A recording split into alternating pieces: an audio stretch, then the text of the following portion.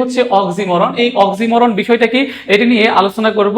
এখান থেকে কিন্তু ঢাকা বিশ্ববিদ্যালয়ে প্রশ্ন এসেছিল। তাহলে তুমি যেভাবে মনে রাখবে সেটি হচ্ছে পাশাপাশি দুটি যদি বিপরীত ওয়ার্ডস থাকে, পাশাপাশি দুটি বিপরীত ওয়ার্ডস, তাহলে সেই সেন্টেন্সটি কিসের উদাহরণ হবে? অক্সিমরনের উদাহরণ হবে। এখন দেখো আমরা ফর্মালি সংজ্ঞাটি দেখে নিই। যখন দুটি পরস্পর বিরোধী অর্থাৎ অপোজিট শব্দ কি থাকে, দেখো পাশাপাশি থাকে, তখন সেটি কি হয়? অক্সিমরন হয়।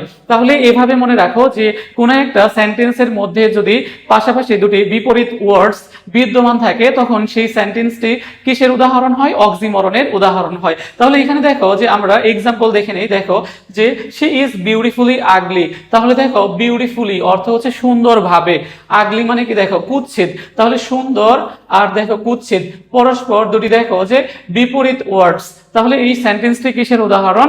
অক্সিমরনের উদাহরণ। আবার দেখো যে হি ইজ রেগুলারলি ইররেগুলার। তাহলে দেখো রেগুলারলি নিয়মিতভাবে, ইররেগুলার অর্থ কি দেখো অনিয়মিত। তাহলে নিয়মিত এবং দেখো অনিয়মিত, তাহলে পাশাপাশি দুটি বিপরীত ওয়ার্ডস রয়েছে। তাহলে কোনো সেন্টেন্সের মধ্যে যদি দেখো পাশাপাশি দুটি বিপরীত ওয়ার্ডস থাকে, তখন সেটা কি হয়? অক্সিমরন হয়। আমি আবারও বলতেছি যে একটি সেন্টেন্সের মধ্যে যদি পাশাপাশি দুটি বিপরীত ওয়ার্ডস বসে, তখন সেটা কিসের উদাহরণ হয়?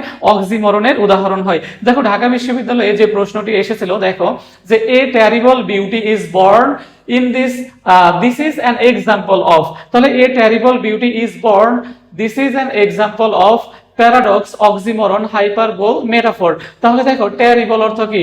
ভয়ঙ্কর। আর দেখো যে বিউটি মানে কি?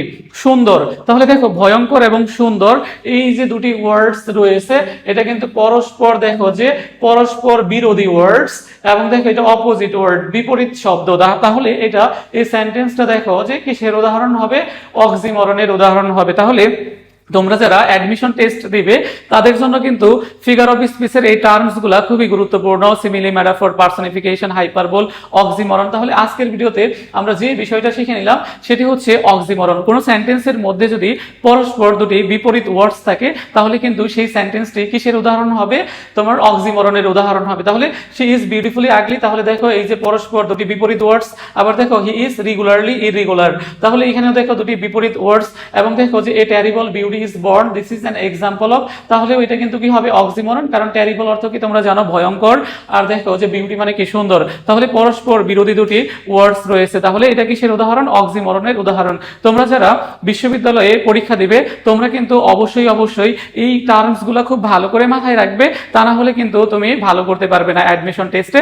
প্রত্যেকটা বিষয়ই কিন্তু ভালো করে পড়া উচিত। তুমি যেমন গ্রামারের যে বিষয়গুলো রয়েছে, noun, pronoun, adjective, verb, adverb, subject, verb, agreement, right forms of verbs, এগুলা থেকে কিন্তু যেরকম প্রশ্ন আসে, সেরকম কিন্তু ইদানিং তোমার দেখা যায় যে ফিগার অফ স্পিচ থেকে অনেক প্রশ্ন আসে।